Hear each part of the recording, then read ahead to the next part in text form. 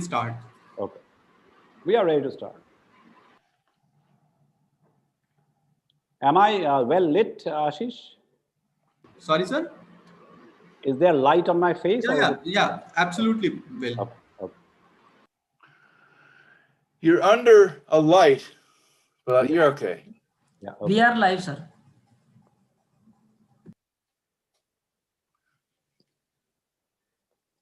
A very good morning, Tom. Though it's dinner time out here. Yes, but, I was going to say good evening to you. Yeah, and good evening and good morning to anyone else who's joined us out here. A very warm welcome. So, Tom, I mean, this is a question that everyone seems to ask. The first question that people seem to ask each other during the pandemic is that, how is it in your city? Well, it's okay. I mean, I've been indoors so far this morning, and it's a typical Berkeley morning, chilly and dark, but things are about to change here. And it was announced that within 2 months, things will return to normal, pretty much. On the various That doesn't caveats that things don't get worse. So it's a major breakthrough, and that will have. And that doesn't seem to be the case in India because I mean we keep getting mixed signals, and this is something that I would like to start with asking you that. And had you asked me this 2 weeks ago, my answer would have been different. It's a surprising turn of events, in part because I mean the medicine says that, but also because in California there's a very unusual provision called a recall, and it looks like the governor may be subject to recall. When X percentage of the population say, we don't like what you've done, we're going to institute a recall. This is outside of the regular election time. So that means he's got to get going to prevent himself from being recalled. So everything that's now happening also has a very strong political dimension to it. Tom, on this note, I wanted to ask you or discuss this matter that it's been a tough time for everyone, for almost all professions, but for journalists particularly, right from the day the world went into a lockdown, it's been uncertain. Information has been very skewed, inaccurate, and yet the whole world was depending on the information that was being carried, conveyed, supplied by the journalists. I mean, now we've been over a year. Did we do a good job? Well, it's still not done, but I mean, again, journalism, I mean, depending on, there are many different definitions. One of the definitions that people like to use is the first rough draft of history. That means we get things wrong. And we got things wrong. Journalists writ large got things wrong. They've tried to correct their mistakes. I mean, there's conditions that no one would have anticipated. I mean, government got things wrong. I mean, the people whom journalists are supposed to hold accountable turned out to not know what they were talking about. But it's a messy affair. But were there to be no journalism, just think how worse off we'd be. Yeah, I mean, I've been telling students that they may be skeptical or almost cynical now to the point after 3 online semesters as to what's waiting for them. But imagine the last 1 year without journalism. It would have been the dark ages. Correct. I mean, everyone. I think the journalists are people of goodwill. They're trying very hard. There have been mistakes, but which is inevitable. And by and large, they're getting things right. And I mean, I don't know where I would be. I don't know if I didn't get up. I mean, I actually I'm very old fashioned. I read a hard copy of the newspaper in the morning very closely. And I supplement that with online news. But try to keep informed all day. And what journalism is able to do now in a way in which it wasn't able to do, say, 20 years ago, is refresh every minute, actually. So you're keeping up to date as possible. I mean, it used to be the paper would come out in the morning or the evening, and in between there wouldn't be much. Now there's a constant flow of news, which is good for the consumers, makes life somewhat harder for journalists, but I think ultimately it's much better.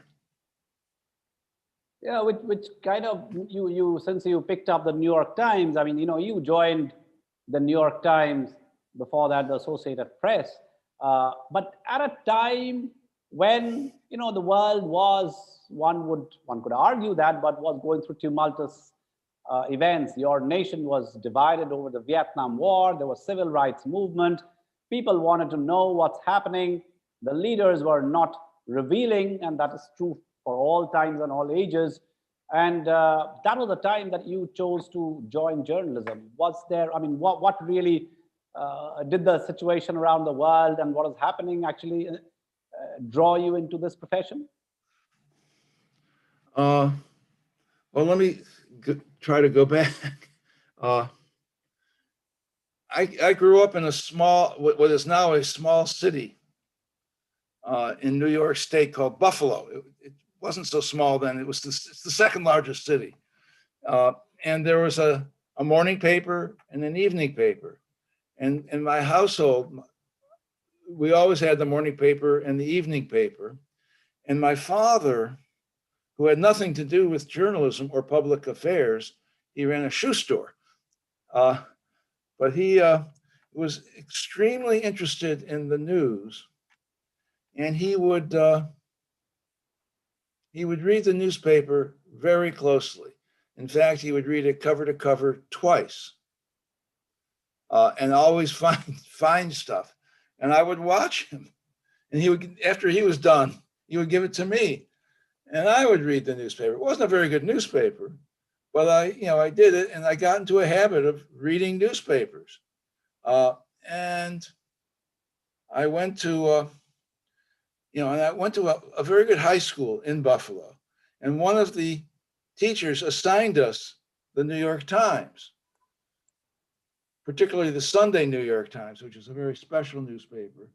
And I found it incredible, the amount of information that was contained in the newspaper, and so much more than in my textbooks. So I spent Sunday reading the New York Times and rereading the New York Times. I went off to college, and I worked in in high school, I was the editor of my school newspaper, which I thought was great fun. Writing editorials, telling the teachers what they needed to do. And sometimes they would listen.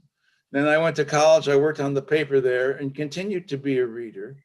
And after college, I didn't know what I was going to do. There was family pressure to go into law. Many members of my family had studied law, but not actually practiced. So I said, I don't want to be a lawyer. There's too much more, as you said before, there's so much going on in the world. I want to be part of that. I want to be more directly involved in that. And ultimately, I did go to law school, but I didn't practice. And then I started my career working as a journalist. I went to the journalism school at Columbia. If you can see, there's Columbia Journalism School. It's not my original T-shirt from Columbia, but it's an old shirt. And I thought going to journalism school was by far the most interesting thing I had ever done. It was exciting. It was demanding. And I certainly didn't want to be a lawyer after spending a year in journalism school. So that's how I started. And it happened to be the time in the 1960s, which there's all sorts of things going on in the United States on the geopolitical level, but also in terms of protests and in terms of awakening of younger people. And I thought that this would be a great way to spend a career. And I had, having abandoned the law in my mind, I returned to law school to get my degree, which was a wise thing to do, as it turns out, because I wound up getting hired by the New York Times as much from my journalism background as from my law background. They liked that. So I went to work at the New York Times, and I began a career. It's a very long-winded answer, and maybe not directly. So I mean, having traveled that journey since the 60s to 2020, when the world again has been in a much different way, or probably in a much worse way, where the entire world together has been kind of thrown into an uncertainty which is unprecedented.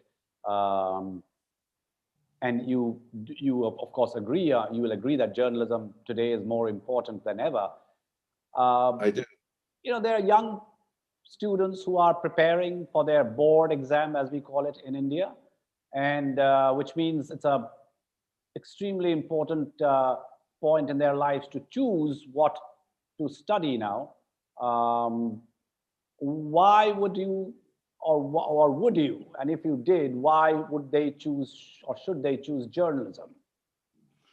Well, for lots of reasons, but journalism is the ultimate liberal arts major. You get to know everything. You need to know everything. You obviously can't know everything, but it gives you the opportunity to, a wide range of subjects.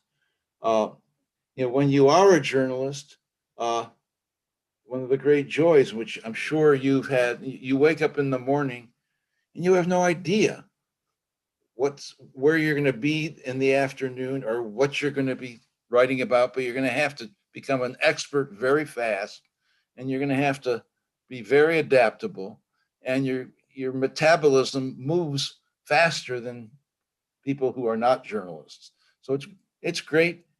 It's a great ride. And I had some of that.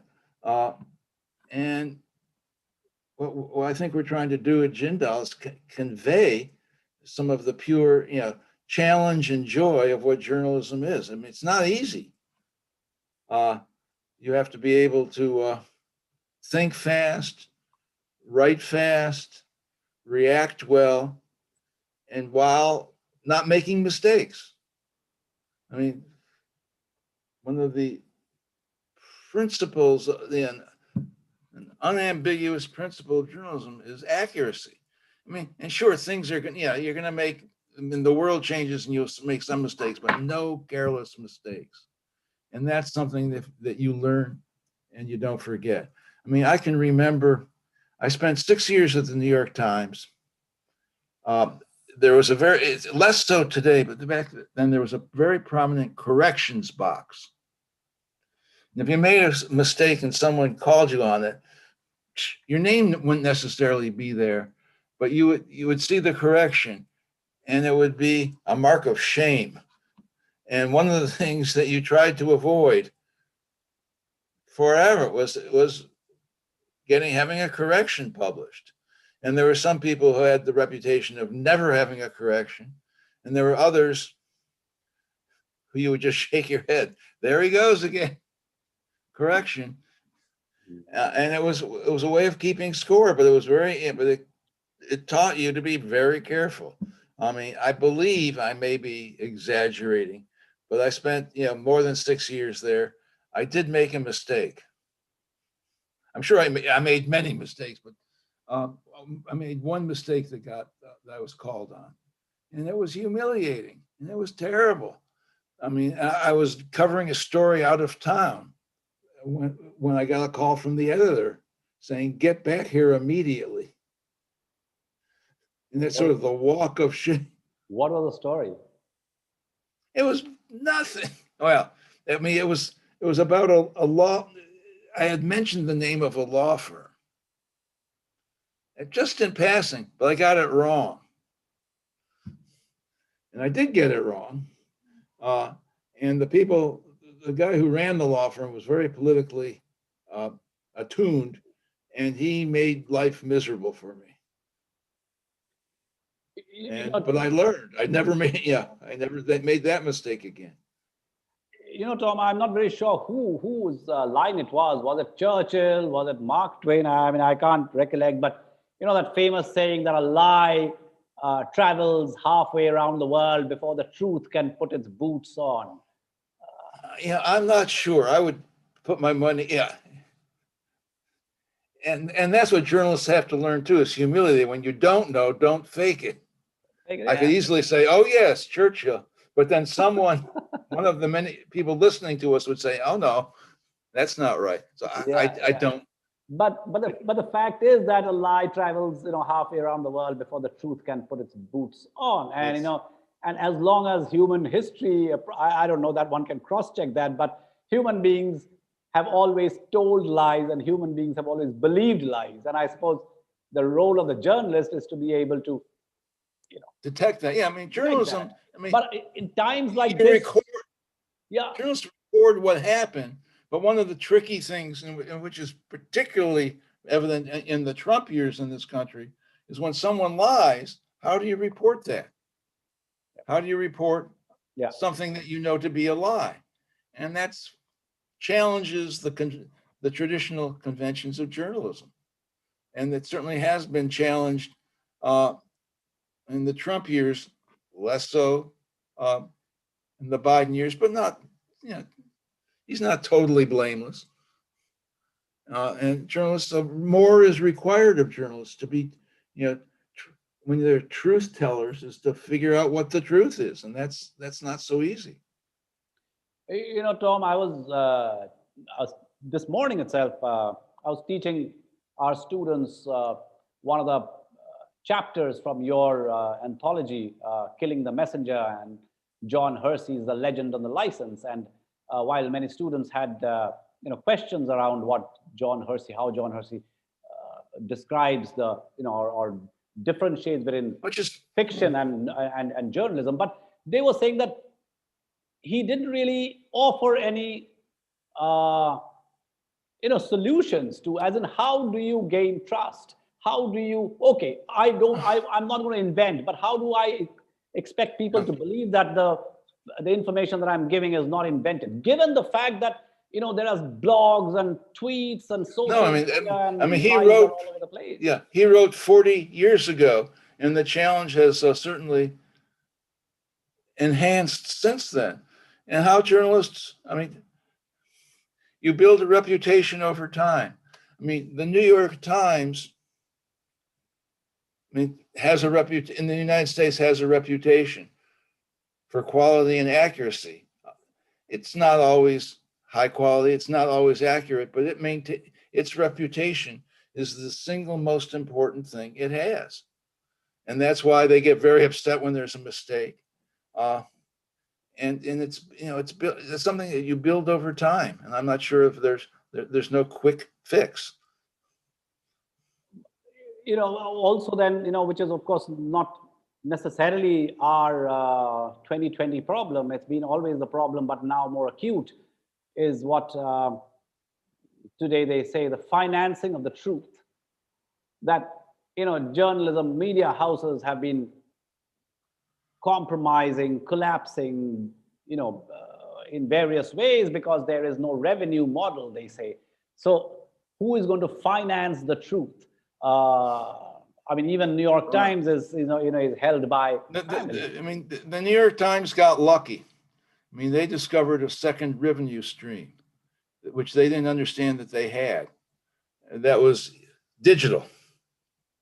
and that there was the world. There was a world out there, an international world that was willing to pay not as much as I pay for a paper edition, but a fraction of that, and that's kept them going. And that was not a business. They didn't have that as a business model 5 years ago. I mean, they were not sure which direction they were going. They were producing movies. They were trying to figure out all sorts of ways to make money that weren't very successful. And so this one was staring them in the face. There were more people who wanted their news than they had anticipated. But that's only one newspaper. For the others, it's a hard time.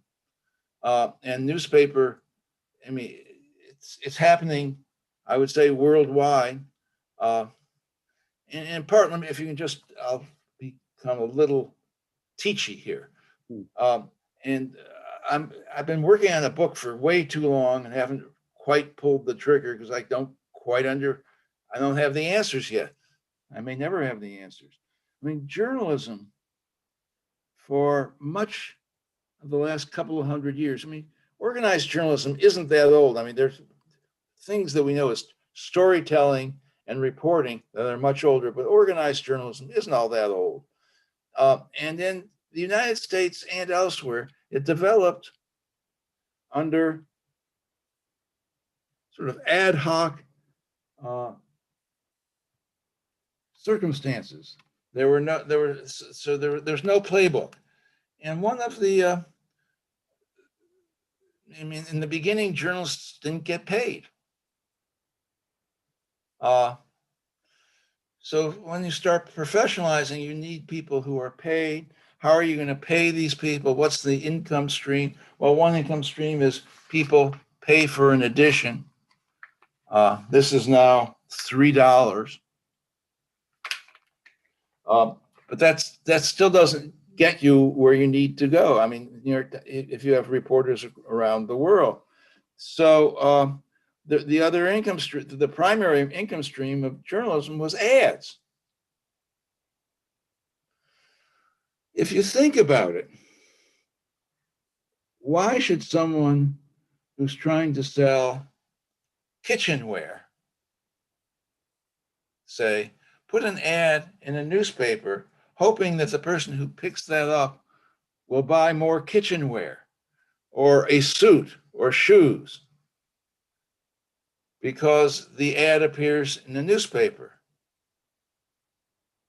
I mean, as far as I can tell, there is no overwhelming reason why that should be the case. But that's how it developed over the years. Concomitant, particularly in the United States, England, and somewhat, and I would say in India, department stores. Department stores financed journalism in the United States for a century. I'm sure you've all heard of Macy's. Yeah. If it weren't for Macy's, there would be no New York Times. Until maybe 10 years ago, they would have page after page of advertisements in the paper. Now you pick up the paper and it's great, page after page of news. Oh, yeah. There we go. Okay. Page after page of news. No ads, none, except on the pages 2 and 3 of the New York Times. And it's only the New York Times where they have ads for diamonds and jewelry that are staggeringly expensive. And they sort of hold those positions. But there's nothing else. And you can't run a paper with thousands of employees that you're paying on the basis of a few jewelry ads. So the New York Times came up with another plan. They charge for their digital product, and it's working. Working less so for other papers, but the economic model has collapsed. And part of it is certainly the fault of journalists, because they gave it away, or they gave it below cost for so long that people got used to it. Now, people saying, why should I pay for something that I used to get free? And the business side of journalism has not come up with an answer yet. So journalism is at a challenging time. It's a challenging time because journalism, I do believe, practice well, is more important than ever. But there are costs, and someone has to foot those costs. I mean, Tom, even though we have been instructed that we speak for 45 minutes and then take questions and answers, but there's already a question on the topic that you were discussing right now by Rushil Khosla. Hello. And Rushil Khosla says that on the topic of financing journalism, Mr. Bezos' purchase of Washington Post, although delegitimizing its heritage, provided a lifeline to the newspaper. Sure. Yes. Although in India, print media is still a huge market, how can one battle against the diminishing marketability of newspapers? According to corporates, is private financing or state financing, such as Al Jazeera, RT, the only way out? Well, that's putting it very directly. I'm not sure. I mean, state financing has its problems. Yeah. Because one of the the second pillar of journalism is to hold people into account. And it's very difficult to hold people to account who are paying the bill. So, I mean, the public way of financing journalism is, I believe, very limited. And you're asking me, well, what are the options? In some ways, private philanthropy, maybe some sort of public philanthropy, and there are various models in the U.S. and in the world. I mean, there's smaller. You don't have the big newspaper. You have smaller news organizations which struggle but do good work. And how long that will go on, who knows? I mean, is there a simple answer to that question? Nope. And that's another reason why journalism, well, certainly at this point, is hugely interesting, but it's also hugely important to come up with answers. There are success stories in the U.S., success stories, I think, in India, but nothing sustaining. No one has replaced Macy's, and Macy's isn't coming back. Oh. I mean, they'll probably stay in business, but I mean, they do business. How do they sell goods? Online.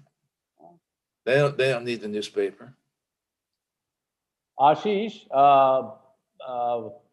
Rushil Khosla was asking, can I speak during the session? So yes, we'll be very happy if Rushil can join the conversation. So can you facilitate that, Ashish?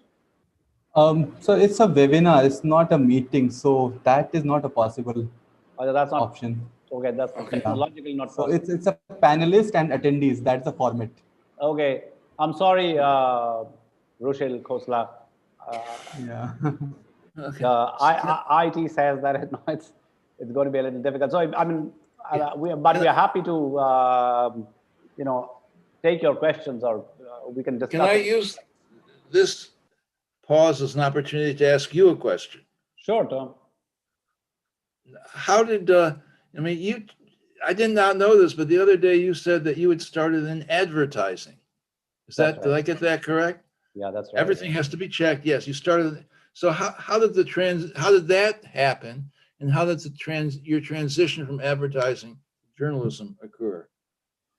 It wasn't very conscious, Tom. It's just that when I finished my master's in India, and the time during I studied, probably even now, we study without thinking about a career unless you joined a professional, career line of study. And, we also have colleagues who've taken on professional, and a lot of journalists who've actually, studied their engineering and other professional degrees, but have ended up in journalism. So it's not, I wasn't very clear what I wanted to do, but I was very clear that I didn't want to push files in a typical bureaucratic government office. This is something that I was absolutely sure that I didn't want to do. I also wanted to travel, and I liked asking questions, but it wasn't till till much later I realized that this was a good way of asking questions. I mean, but these were, in retrospect, I'm saying that these were the things that I liked. So after finishing my master's degree, and that was the time when father, who was who used to teach history as a historian, he was retiring, and he said that, well, my duty of providing education is over. Now you're on your own.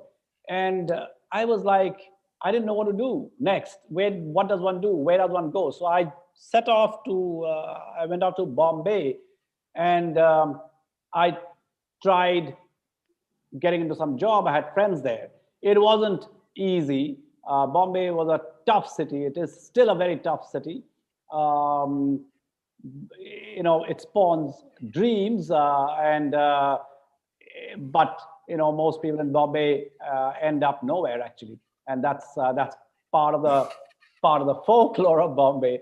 So I was at that point of time trying my hand at some art. So I used to paint and try and sell my paintings, and I used to hang around at the Jahangir Art Gallery, which is like a legendary gallery out there, and it had a lovely restaurant or a canteen called the Samovar, which unfortunately in 2015 shut down. And I met someone who had come to buy art, and he asked me, "What do you do?" And I said, "I'm looking for a job." And he said, "Come and meet me at the hotel." And I went across to the Taj, which became famous in the terrorist attack to the rest of the world, of course, that famous Taj. And I went out there for the first time, and I came from a small town. Everything was overwhelming for me. And he offered me a job out there in an iron and steel industry in Indore. So my first job actually was in an iron and steel industry in Indore, where I did not last beyond a month because I just couldn't believe. I mean, I wanted a job, so he gave me a job, and I took the bus and went and joined. So I came back, returned to Bombay, and I kept hunting for a job, and someone led me into an advertising agency, and Rediffusion was a very well-known advertising then. I joined the advertising agency as a copywriter. It was tough like hell. It had impossible deadlines. It was tough. Advertising is a very, very difficult profession because even if you're in the creative, you're either the marketing or the creative side. In the creative side, it's not like you can show your creativity because it's the person who is paying for the advertisement, whose product is getting advertised. You're going to satisfy that person in the presentation. And I wasn't very sure I could survive that. So I actually started teaching after that. And it's only after a year of teaching literature, in which I had done my master's, I got into journalism. And I got into television journalism right away. So, and I kind of stayed with television journalism right from 92. That was the time when I started television journalism with in a weekly show called Eyewitness with well-known TV personality called Karan Thapar. And then I joined NDTV, which was then a big network. I mean, it was a small company to begin with, and then software company, television software company, and then it turned into a large network. And I spent almost 20 years out there. And then I was exhausted, so I hung my boots. Though looking back, 2013, I kind of quit. And I think journalism became really challenged during that time. So that's a little story of how I got into it. So let's keep this conversation going a bit.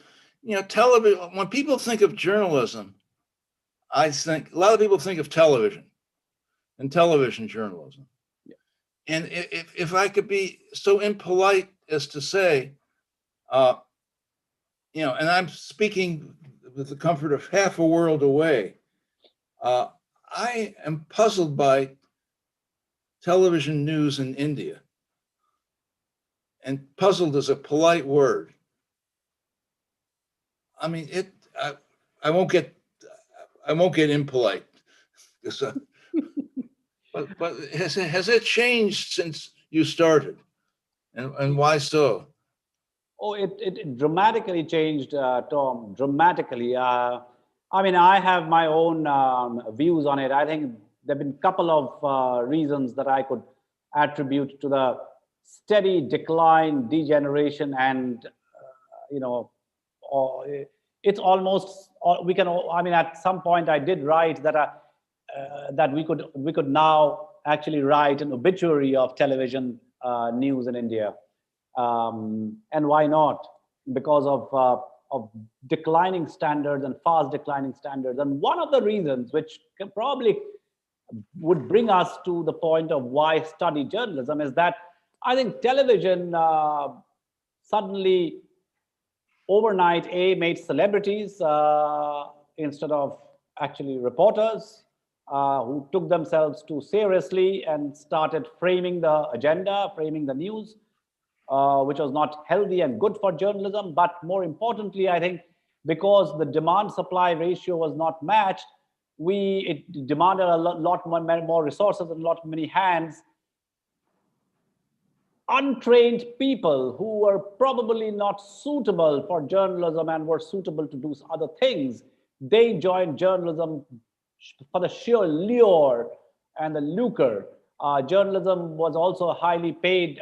It paid more than print journalism in India at that point of time. And there was this mad rush of being seen on TV, or it gave people power, a kind of power which turned evil.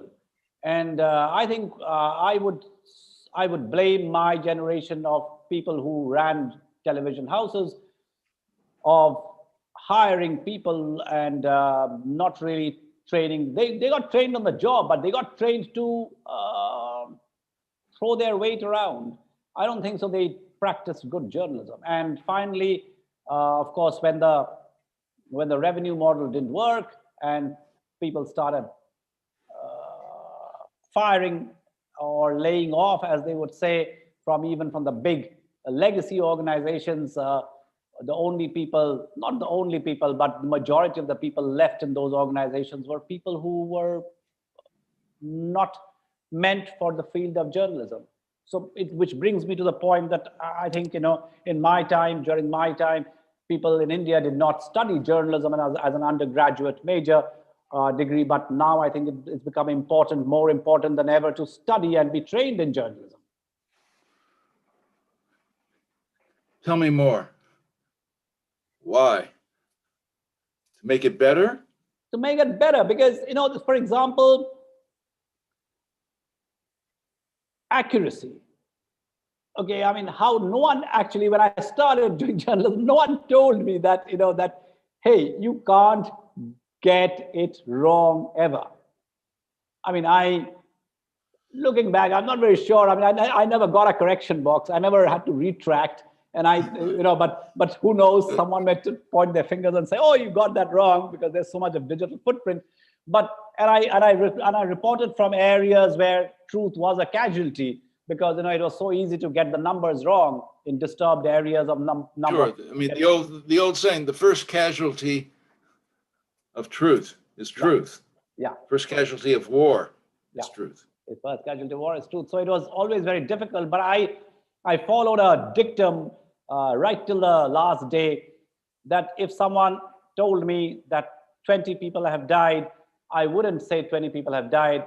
I would say that, there's news of fatality, or there's news of people getting hurt or injured before I came, because you don't want to say 20 people died and then retract and say, sorry, I got it wrong. Actually, 2 people died. Sure. There's this aphorism that's attributed to various people, which I've mentioned in different contexts, comes out of Chicago. Chicago had particularly rough and tumble newsrooms at the beginning of the last century. And the aphorism goes, if your mother says she loves you, check her out. Check it out. You don't believe anything. Yeah. And that, which is a good watchword to live by. And also about the declining standard of journalism. I mean, just as an aside, Tom, is that some of my former colleagues and friends with whom I worked, and they were at that point of time brilliant journalists. I must concede that they were brilliant. They wrote well. They reported sharply. They had their nose on the ground, and then there was a transformation, and they run media houses which are hugely controversial, which are allegedly, peddle disinformation. And I don't know, I can't think of any other profession where people lose it so easily. So, and that's why the education is so important, because, I think we were not trained in a manner that today's journalism or today's world demands. I mean, today we need, for example, we also need some amount of technology. I worked in a television organization. I could shoot and edit my own stories, but I still didn't.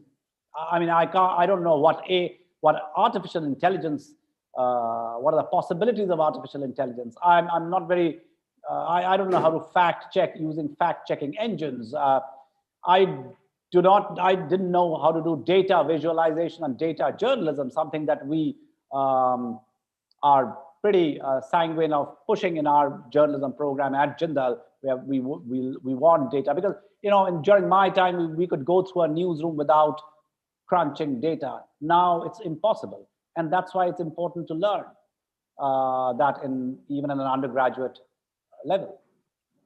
Let me pick up on something the questioner had sort of raised, and let me ask you. The person said something about the role of government in a financing way, in terms of an economic way, keeping journalism afloat. Let me modify that a bit. Does the government have any role in making sure journalism is accurate, that television journalism does not trample on people's rights? Does government have a role at all? Well, the government, even India, if you're talking about laws and bylaws, and I'm not getting into those, but I think the government today, as perceived by journalists, and by journalists, I'm saying journalists who practice the art of truth telling, they would say that the government is trampling on journalism and journalistic ethics, and is actually not allowing journalism or robust, healthy journalism to function the way it should. And the state-run broadcasting in India though it is autonomous, but it is never autonomous. It is still the state spokesperson. And other, newspapers largely depended on state advertisements, and that became a problem. That largesse that the state would dole out, they started controlling. And then I think by the late 90s, probably this happened across the world, and it happened in India as well. It was a nexus between the state and the corporates to control the agenda, to control the media.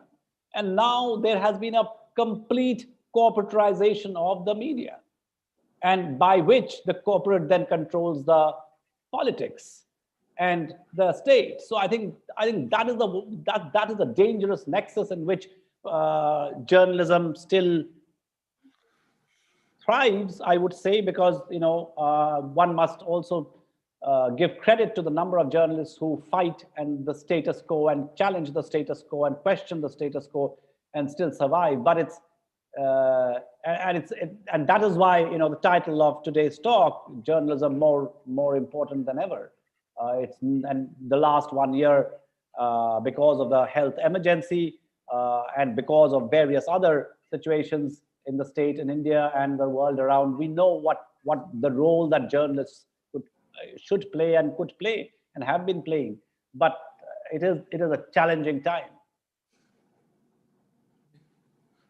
There is a question, and I think now we can start taking questions, Tom. Sure. So Rushil Khoshla, who we could not get to speak, has sent another question saying, I was watching a documentary regarding the Serbian invasion of Kosovo, with Serbian officials ordering Kosovian historians to rewrite history and make it favorable to the Serbs. With the state of journalism and with numerous questions popping over its ethicality and veracity, according to you, do journalists today choose to think introspectively of their work or take the devil's deal and don't accordingly?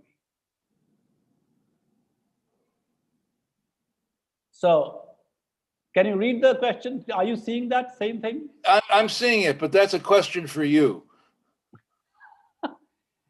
The one that the Serbian invasion of Kosovo, that one? Yes. Yeah. Well, I mean, I'm asking you, do you think that journalists choose to think introspectively of their work? I mean, it's hard to generalize. I mean, the best journalists, of course, they do. Yeah. The best journalists, I mean, are knowledgeable. I mean, they're as knowledgeable as any expert, and they think deeply. But that's not every journalist, and there are structural reasons why reporters, can't spend as much, unlimited time on certain stories. I mean, how many? I would not venture to guess how many people are covering the troubles in Eastern Europe. Not many.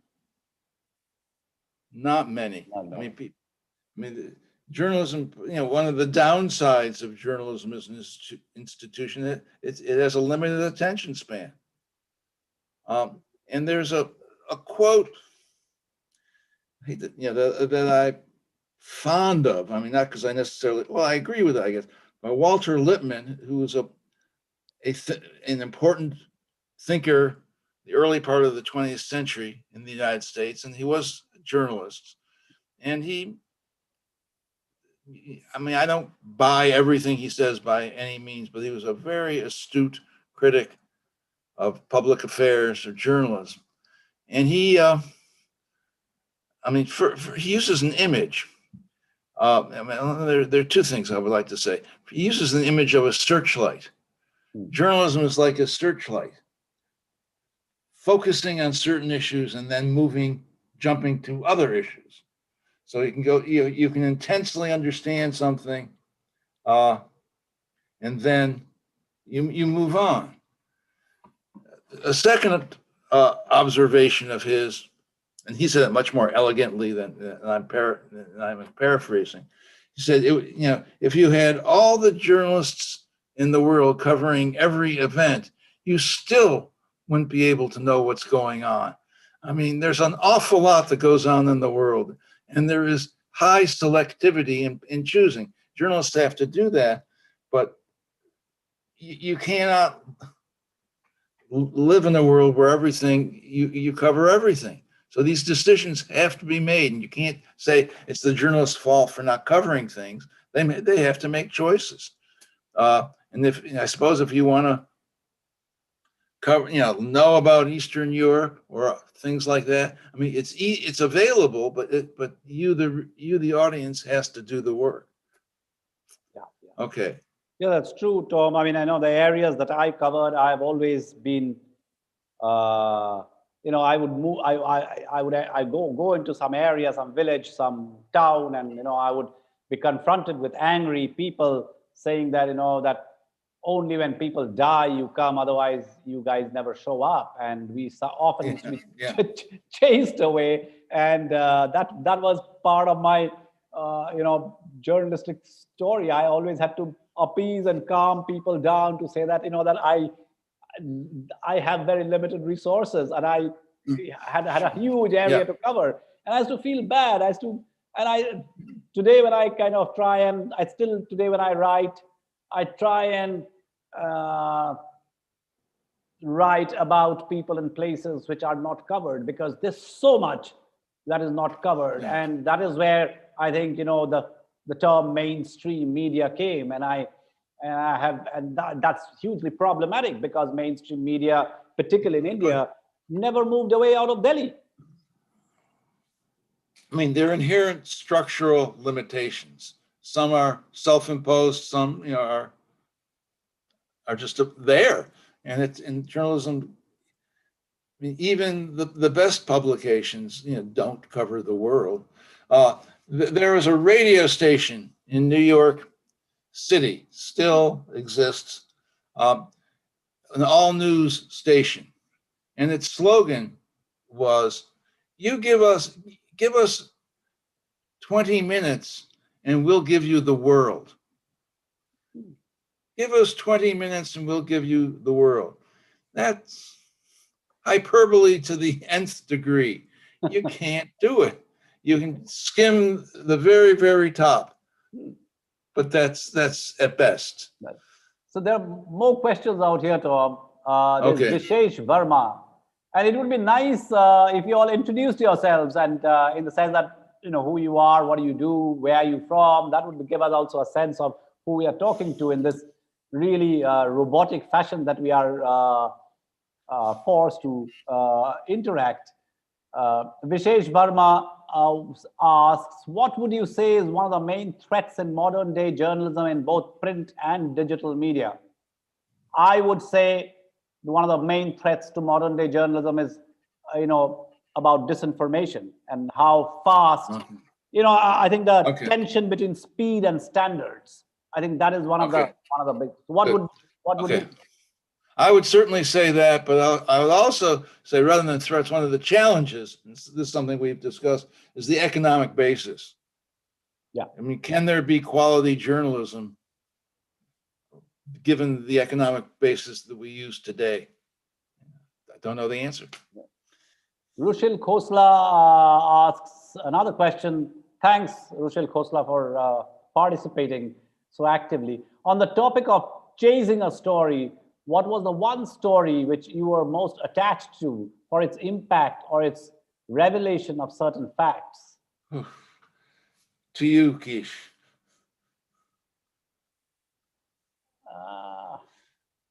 I mean, it's interesting. Journalists don't necessarily think in that way. Yeah, I mean, I'll have to sit it's a perfectly legitimate question. Yeah, it's a perfectly legitimate question. But, Rushil Khosla, in a quarter of a century span, it's very difficult to pull out one story. But, there is one story. I mean, if we get to meet or interact more, I'll tell you, this is a story that I sometimes tell students, a very counter story of a soldier who actually goes and saves a village. And it's it's counter narrative, because usually, in those areas, disturbed areas, the civil population finds soldiers as occupation army. But in this case, what happened was that the soldier, saved that place and that village from utter destruction. And after 16 years, the soldier and the village found out that the soldier was alive, because he was supposed to have died that night. I mean, at least the photographs that were showed to me were evidence that he died. And when they found out that he's alive, they actually invited him back, and he contacted me, and I didn't know him really, and then we became friends. And I said, sure, let me travel with you. And we traveled right to the end of the world to this village, and it was an unbelievable story of just humanity. I mean, and what happened was that it was both the soldier and there was a terrorist, and both of them came very close to killing each other. Out there, when we went after 16 years, this man, short man wearing a coat, walked up to the soldier and said, "Where did you get hit when you were here?" And he was amused, and he opened his, he kind of unbuttoned himself up here and showed on the shoulder. He said, "Out here on the left shoulder." And this man inspected the injury and said, "But how is it possible? Because I shot you right out here. I'm a sharp shooter." And right in front of me, it was just the most amazing moment of my life. Two men who came so close to killing each other, they hugged each other. So it was, it was, and I think that story, when it got aired, it was one of the most viewed videos around the world at that point of time, and still continues to be a very, very loved video because of its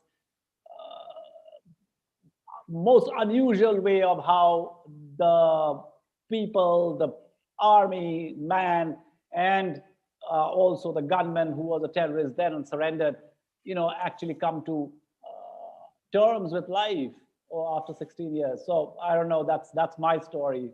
Tom, do you have a story that is? I cannot come close to that. I'm not going to try. That's a wonderful, wonderful story. Why don't we go on to the... Yeah, Akshat Joshi says, "Good evening, panelists. My question is that, do you think that yellow journalism is more prevalent in the current world of media?" How did the term yellow journalism come, Tom? In the late 19th century, there was a cartoonist in New York who wrote a cartoon called The Yellow Kid. And there was color, and he was in yellow. And it was affiliated with the Hearst newspapers. I mean, the Yellow Kid himself was not a journalist, but then it transformed into yellow journalism, which the Hearst company specialized in. I mean, borderline irresponsible, what I would say today. I mean, but that's the origin in the mists of time. And I suppose that if you ask somebody else, they'll come up with a different origin story, but that's the generally accepted origin. So, do you think that yellow journalism is more prevalent in the current world of media? You talked about disinformation. There's always been disinformation. Is it more, less? Are we paying more attention to it? I can't quantify it. I can't, but there is a lot of what I would consider to be irresponsible journalism. And that's, and for some of the reasons we've already discussed, I mean, it's hard to combat, but not impossible. I mean, quality, there are, journalism is not monolithic. There's quality journalism, and then there's, I suppose, for want of a better phrase, yellow journalism. And who's winning that battle? It depends upon your perspective. And it depends upon your media. I think, again, from my perspective, and it's been a year since I've been in India, so it's hard for me to make judgments of not having. I look at the press, but I'm not living there. The print seems to be doing a better job than television. But if you only want to watch television, there is some shows, but that's up to you, the consumer. You're not forced to watch it. You're not forced to read things. And if you spent a good portion of each day reading the quality newspapers, you'd be very well informed. That answers. I mean, we used to always tell when I used to be confronted by the audience saying, oh, you didn't cover and they covered. And I would tell them that, that you've got the most powerful tool in your hand. You've got a remote control. I mean, I said, you don't have to watch me. You can go and watch someone else who is giving you the news. I said, I'm sorry. But, yeah, and after the digital era, I remember the director of BBC actually speaking to his colleagues saying that now the audience is in charge. So, Yeah.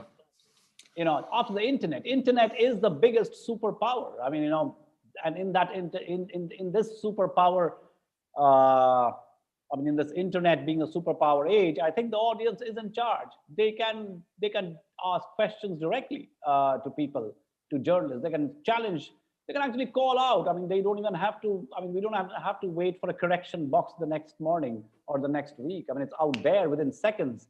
I mean, this morning there was the Indian Express, a very respected newspaper in India, on the second or third page, was talking about a sexual assault offender and published the photograph of the Russian President Putin in place of, and immediately, people on Twitter were out saying that this is the Russian Putin out here. And so I mean, even an inadvertent mistake today is called out immediately. There is Vishesh Barma who's saying, I'm a high school senior in Dubai. Hi, Vishesh. Vishesh, yeah. And I'm going to attend Jindal this summer for this course. Oh, welcome. Welcome. Yes, yes. JC. And I wanted to ask about your viewpoints on the future of journalism and where it is heading. Tom, take this. Oh, okay. Again, there's no easy answer to that. I think, and I think that there's the good. We've talked. There's the good and the bad. I believe the good is going to win out, and I think people are going to understand the importance of journalism even more in part of their lives, and they'll become more sophisticated consumers, which is certainly part of the equation. I think the quality of the journalism is uneven. I think it will get better, but we need a financial undergirding, which doesn't seem apparent right now, but it will come. There is an anonymous attendee asking, what advice would you give us in the path of becoming a journalist or even after becoming one? The path of my advice is there's no substitute for starting right now, and read, watch, absorb, and write. When you walk down the street, is there a story that that seems interesting to you? Write it, get it published. If there's an opinion that the newspaper takes that you disagree with or agree with, write a letter. Start. I was having this discussion in a slightly different context earlier in the week. There is no such thing as an unemployed journalist.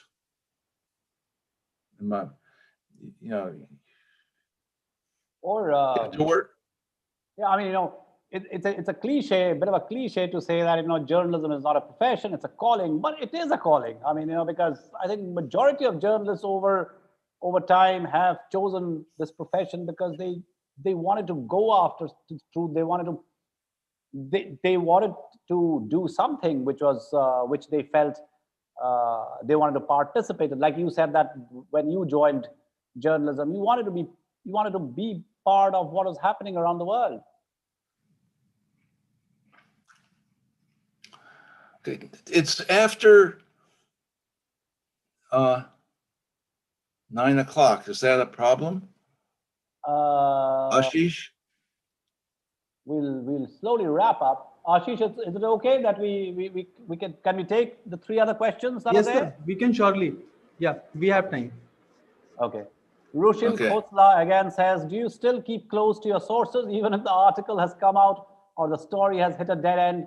could you divulge a particular source who you found to be the most interesting?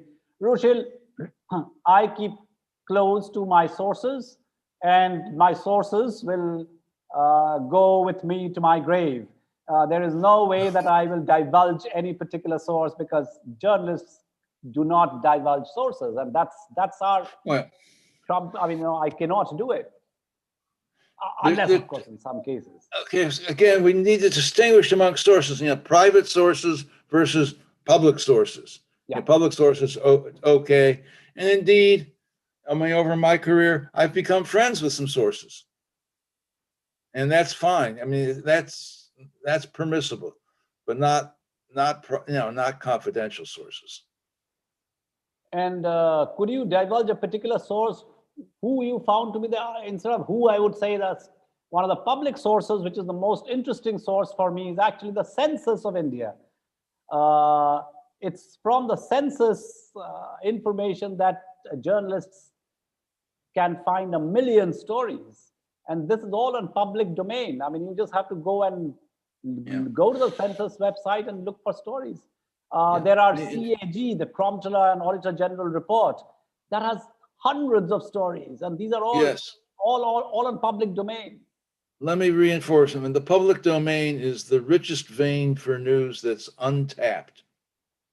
And journalists don't, I mean, they think it's, some people, not all, think it's much better to wear a raincoat and a rain hat and cloak and dagger stuff. Best stories often come from the public domain. And they're sitting right in front of us. Exactly. And the next question is pretty much the obvious thing. What are your views on recent Indian journalism being biased to particular parties or groups? That's bad journalism, anonymous attendee. I mean, that's not journalism if you are biased, because, again, referring to the chapter that I was teaching my students this morning, The Legend of the License by John Hersey, we do go in with a bias. It's not like we journalists don't have a bias, but it's important to, because you can't be a sentient human being and not have a bias. Yeah. But you don't let that bias color your story. You don't let that bias, you don't let a prejudice discriminate someone. But you are aware of that bias, and it's important to be aware of that bias. But I think that the question that you ask is the view is pretty straightforward, that that's not journalism, and that's why journalism is under attack and also under stress to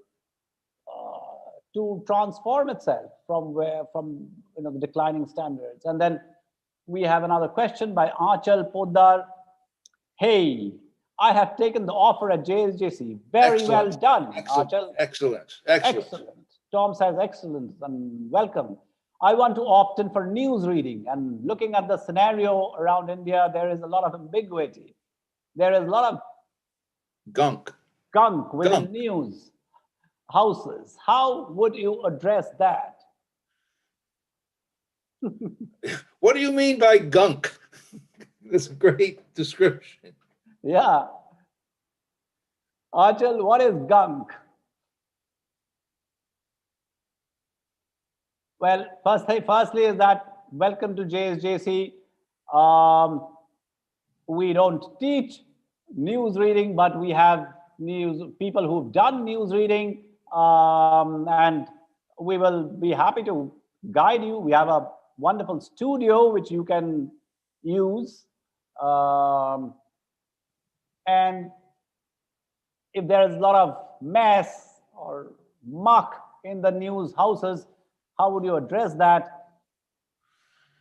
Well, we need to clean it up. That's what we are there for. Yeah.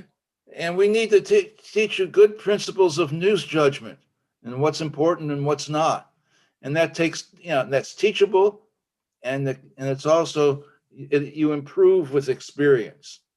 Saying this is what the essence of a story is, and this is what I want to convey. Yeah, she on the chat box, Achal also had another question which I didn't notice. She says that she loves asking questions. Then you're in the right place, Achal, if you love asking questions. But journalism in India in contemporary times is unclear, and I'm not sure of where it is heading. And this unpredictability and uncertainty, Achal, is what journalism is about. I mean, I have often, I was often packed off or told to go to places I had never been to. So I had to read up, and there wasn't any Google, so I had to call people up, and there wasn't any mobile phone, so I had to stop and ask people to figure out what to expect where I'm going. I think that's the adrenaline about journalism. That's the fun, that's the thrill, which no other profession can give you. And I think that you may fact check, but I think I'm pretty sure about it, that no other profession is going to give you such a heady dose of everyday thrill. Am I right, Tom? I agree. Absolutely. Absolutely. We have another anonymous attendee. Given the political climate of the world right now, would you recommend your fellow journalists to play it safe or write unapologetically, even if it could put their lives in danger and have them spend decades behind bars? I would ask them to absolutely write unapologetically. But there's another cardinal rule that we followed as a journalist, is that we were there to report the news and not become news ourselves. So you need to navigate and don't become news yourself. Sometimes it becomes dangerous, and you got to play it safe. Well, I traveled most of my, I journeyed most of my journalistic life through dangerous terrain. You have to apply common sense, and you got to play it safe, but don't play it safe to change the story and make it and embellish it. That's not how you do it. You got to state the truth, but state the truth in a way that obviously you don't want to end up in a bar. Yeah, you end up in a jail. But I don't think so. You should be apologetic at all. What would you say, Tom? Oh, I agree. Absolutely. I mean, yes. So Ashish, I think these are all the questions that we have. Yes, sir. So we have covered pretty much everything that was needed today, and we can wrap up. Okay. Thank you so much. Bye-bye. Bye-bye. Good night. So Thanks thank for you so joining. much, dear Good professor, morning, for good night. taking out the time. Yeah. It was a wonderful session, and thank you, dear students, for attending the session. And we really look forward for the students as well as the professors to come back with a new session soon. Okay, good. Yes, we shall Thank be. We look forward, Achal and Vishesh and others, to welcome you. Hopefully, the world will be able to heal itself by then, and we'll be able to meet each other in person. I haven't met Tom in the last 1 year. I mean, that's right. A year and a month. Okay. Bye-bye. Bye-bye. Bye-bye, everyone. Take care. Bye-bye.